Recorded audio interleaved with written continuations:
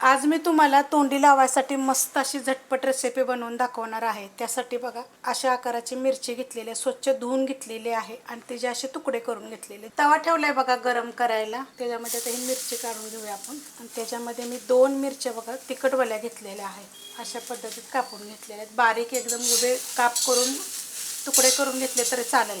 2 मिनिटं मी चांगले भाजून घेणार आहे मीडियम गॅसवर। चवीप्रमाणे टाकायचं याच्यामध्ये मीठ, अजिबात तेलाचा वापर आपल्याला करायचा नाही बरं का मिरचीमध्ये।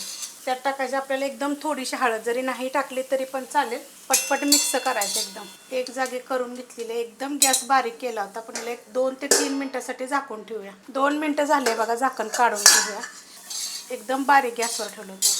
अर्ध्या लिंबाचा रस काढलेला आहे, चमच्याच्या मापाने जर सांगितलं का नाही तर 1 ते 1.5 चमचा मिक्स करून घेऊया। लिंबामुळे काय होतं माहिती का, चव छान येते। आणि मस्त असं बघा ह्याला मिक्स करून घेतलेलं आहे। असं थोडंसं दाबून घ्यायचं, जास्त वेळ ठेवायचं नाही आणि ह्याच तव्यामध्ये ठेवायचं नाही। जेव्हा आपण लिंबू वापरतो ना, जर लोखंडाच्या भांड्यात जर तुम्ही करत असाल का नाही तर त्यात ठेवायचं नाही, काढून घ्यायचं लगेच। आता हिला मी काढून घेते बघा, अशी मस्त चटपटीत झालेली आहे। जेवताना थोडीशी तोंडी लावायला, टिफिनला वगैरे पण तुम्ही नेऊ शकता।